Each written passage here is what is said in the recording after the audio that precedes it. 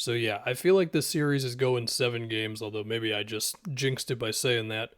The noticeable difference for the Celtics in this one, besides the fact that they just made an insane amount of threes, especially in the first half, was that in that first half they changed up the defense on Giannis and they had it a little more single coverage where it was Grant or Horford, and they just weren't as aggressive with the help because of course Giannis's playmaking was amazing in game one.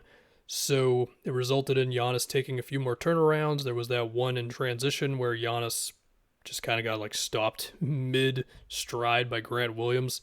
And so then the question was, well, how are the Celtics or how are the Bucks going to adjust to this besides hoping that Giannis can just score on these guys occasionally?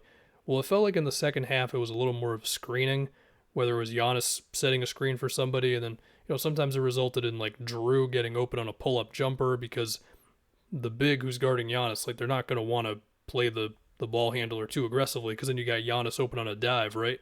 It resulted in one time like a Time Lord switch and Giannis managed to take him off the dribble, score inside. I think there was another one where Grayson Allen screened for Giannis early in a possession on the wing. That resulted in a Jalen switch, and then Giannis took him to the basket and scored as well. So then the question will become for game 3 and beyond, assuming that the Bucks stick with this sort of thing, what is the adjustment there for the Celtics, whether it's keeping up with the switch and then bringing the extra attention, whether it's going under the screen when Giannis is the one setting it, and the idea there is you're just daring whoever has the ball to take a shot. We'll see if they try to hedge when Giannis is the ball handler a little bit. It's a little tougher to do that when they do it super early in a possession and your entire defense is not back. And I remember at least one of them, like when he got Jalen switched onto him, it was like really quick into the play. It wasn't just to walk the ball up court, take 7 seconds, and then decide what we're going to do. So that's what I'm going to be looking out for the next one with the Bucks.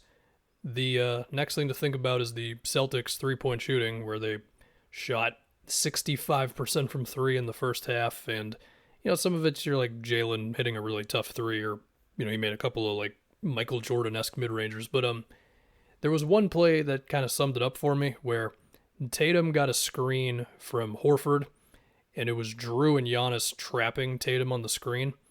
And then from there, he kicks it to a Grant in the corner, pump fake. He got Connaughton up in the air.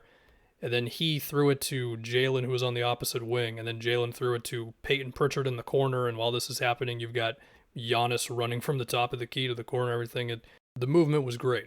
And in game one, remember, the thing was, well, the Bucks are playing kind of aggressively on Tatum sometimes. And I think the Celtics definitely noticed that. Now, with that 65% from three in the half and 40-something% from three in the game, like, yeah, this is what happens with the Bucks defense sometimes. The way it was in game one can also happen this way. It's not going to go that well in a half, typically, but it did tonight, so that's cool. I mentioned they're playing aggressive on Tatum, and just Tatum in general. I mean, his off-ball movement in this was so good. There was that one where he fell out of bounds and then relocated to the corner, and I think it was Wesley Matthews and Giannis were just like, well, we're not going to close out to him.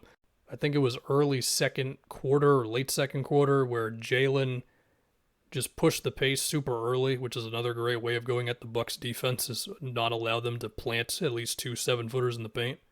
And then Tatum cut off of that. So yeah, I think for the Bucks' sake, they can tell themselves, look, they're not going to shoot that well from three again, as well as we've still got Derek White, who they are experimenting with, like really not guarding at times. Especially with Giannis, if he ends up matched onto him. They're still keeping the Celtics out of the paint for the most part, and they could have unlocked something on offense with Giannis screening. What the Celtics can tell themselves is, we just washed these dudes, and we were kicking the ball around the perimeter, and they were playing catch-up with the ball all night. Yeah, we got a little lucky in the math, but we can also keep working on the fact that, again, they're throwing multiple dudes at Tatum most of the time around screens, or just kind of in general for the most part. Tatum's best pass of the night was when he got it from Derek White off of that Jalen drive, and then it was a bullet pass to Horford underneath the basket. There was also a random post-up where Tatum just had it on Javon Carter, and he got over him pretty easily. I guess if you can attempt to find that mismatch some more, that would be hype. He also had a down screen, which I think was like one of his first baskets of the game. So that was just like a nice thing to establish early.